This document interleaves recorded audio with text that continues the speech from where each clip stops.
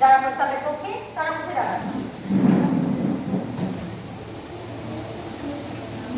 সবাই উপস্থিত 1% সদস্য সম্মতি পাওয়া গেল না, তাই মুলতবি প্রস্তাব উপস্থাপন করার অনুমতি দেওয়া হচ্ছে না। মাননীয় অধ্যক্ষ মহোদয়া, প্লিজ আমাকে মুলতবি প্রস্তাব উপস্থাপনের অনুমতি দেওয়া হোক, কারণ এটি রাষ্ট্রবাসীর স্বার্থের সঙ্গে জড়িয়ে রয়েছে, যা অত্যন্ত গুরুত্বপূর্ণ, অতি জরুরি। প্লিজ আমাকে মুলতবি প্রস্তাব উপস্থাপনের অনুমতি দেওয়া হোক। কি করে সিদ্ধান্ত নিতে পারেন? সভার 1% সমর্থন আপনি পাননি। তাছাড়া সভার অধিবেশন এখনই শুরু হলো, এখনই মুলতবি প্রস্তাব এনে সভা অধিবেশন বন্ধ করার সিদ্ধান্ত কি করে নিতে পারেন আপনি?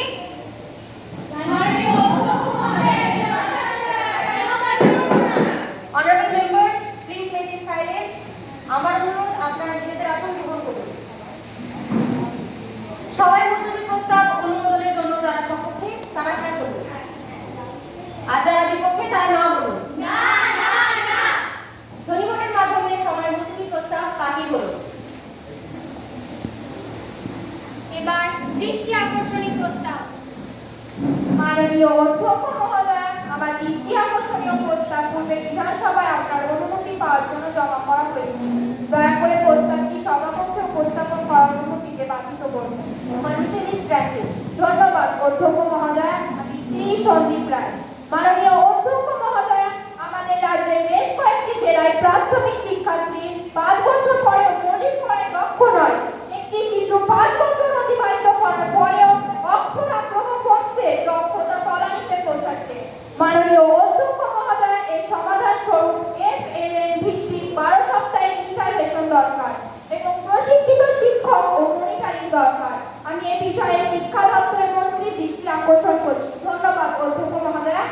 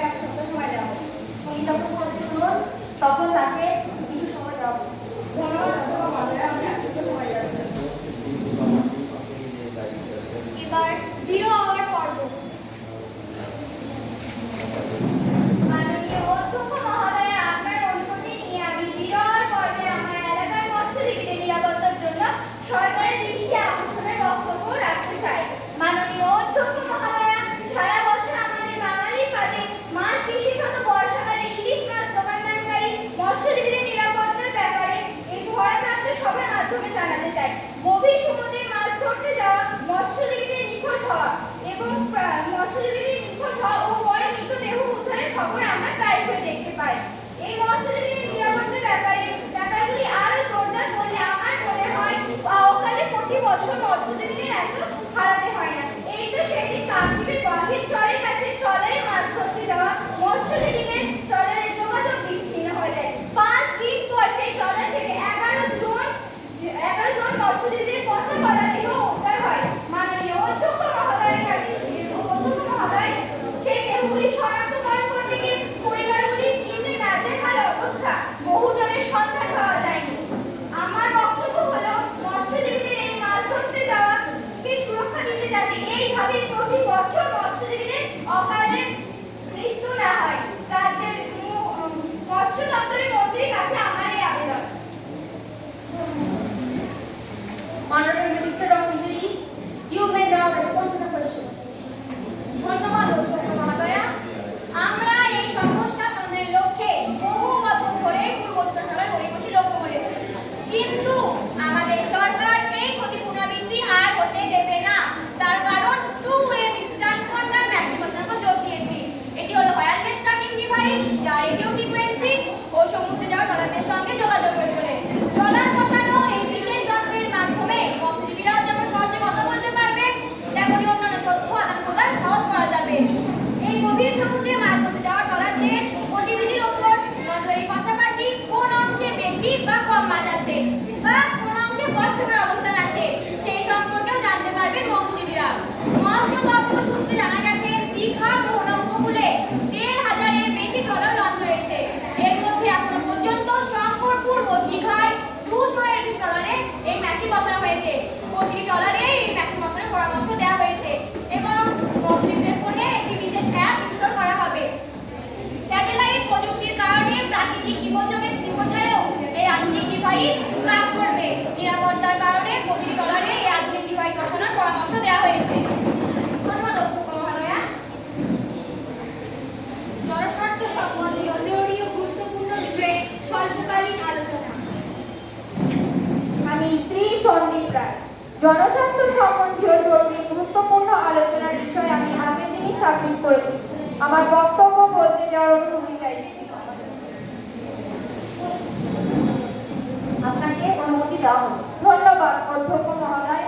মাননীয় অধ্যক্ষ মহোদয়, ধর্ষণ ও খুনের ঘটনায় এনকাউন্টার নয়, দ্রুত বিচার সম্পূর্ণ করে প্রকৃত দোষী কঠোর সাজা সুনিশ্চিত করার লক্ষ্য হওয়া উচিত যে পশ্চিমবঙ্গ সরকারের বিভিন্ন রাজ্যে এনকাউন্টার দুষ্কৃতীদের মৃত্যুর ঘটনা প্রথম নয়, বরং বিভিন্ন সময়ে বহু দুষ্কৃতী পুলিশেদের হেফাজতে রহস্যজনক মৃত্যুর নজির রাজ্যে রয়েছে।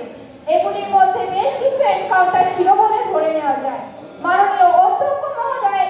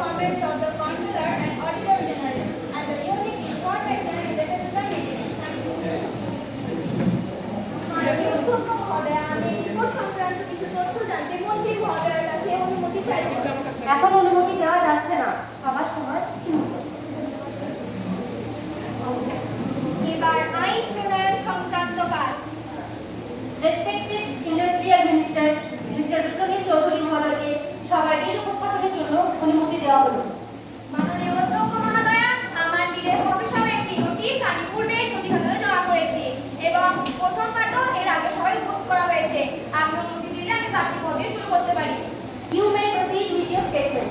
Paschimbanga micro small and medium enterprise bill 2026 সভায় উপস্থাপন করার জন্য অনুমতি চাইছি। You are permitted to proceed. সভায় দ্বিতীয় পাঠটি উপস্থিত করছি। আমি বিবেচনার জন্য Paschimbanga micro small and medium enterprise bill 2026 সভায় পেশ করছি। মাননীয় অধ্যক্ষ মহোদয়া এবং সম্মানিত মন্ত্রিসভার সদস্যবৃন্দ, আজ আমি এই সদনে Paschimbanga micro small and medium enterprise bill 2026 পেশ করছি। এই বিলটি আমাদের রাজ্যের ক্ষুদ্র, মাঝারি এবং শিল্পের মূল ভিত্তি এমএসএমই কে আরো আত্মনির্ভর, প্রতিযোগিতামূলক ও টেকসই করতে সহায়ক হবে। মাননীয় অধ্যক্ষ মহোদয়, এমএসএমই খাত ভারতের মোট শিল্প উৎপাদনে 40% এবং রপ্তানিতে 35% অবদান রাখে। পশ্চিমবঙ্গের প্রায় 60 লক্ষের বেশি এমএসএমই ইউনিট রয়েছে, যা প্রত্যক্ষ ও পরোক্ষভাবে কোটি কোটি মানুষের রোজগারের সঙ্গে জড়িয়ে। তবে এই খাতের বেশ কিছু চ্যালেঞ্জ রয়েছে। 1. পেমেন্ট দেরি ও ক্যাশ ফ্লো সমস্যা। 2. ঋণের প্রাপ্যতা ও উচ্চ সুদের হার।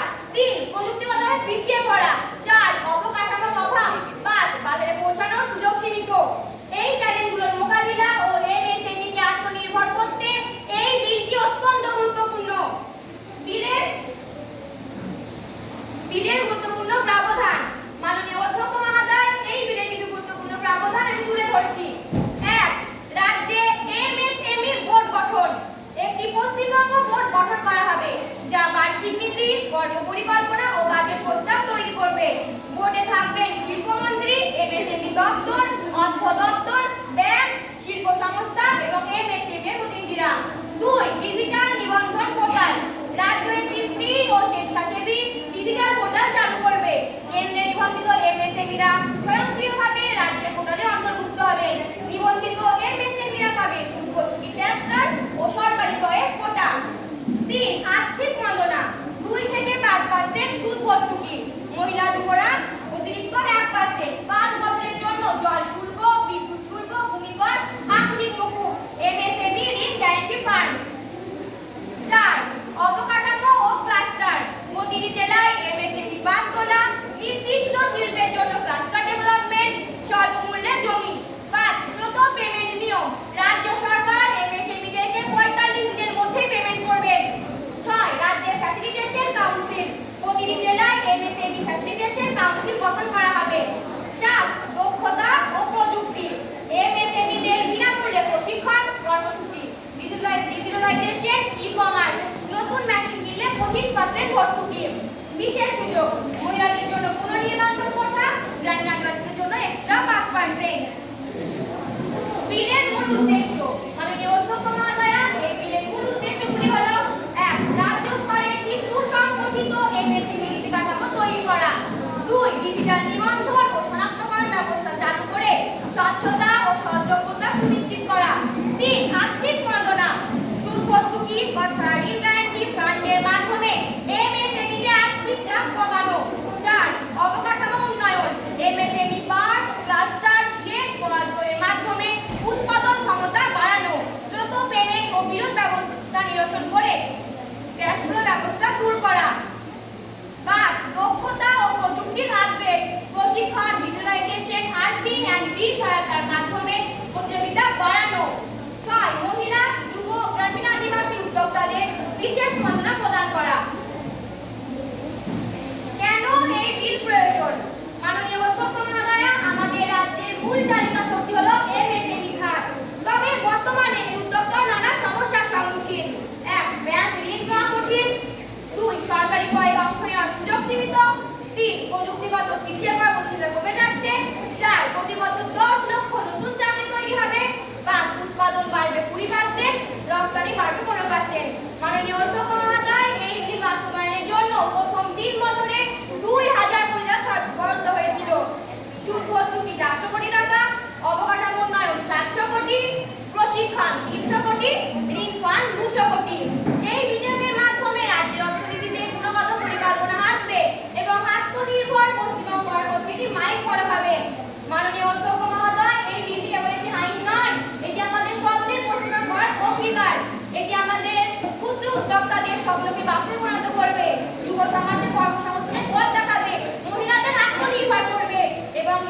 নীতি শক্তিশালী করবে।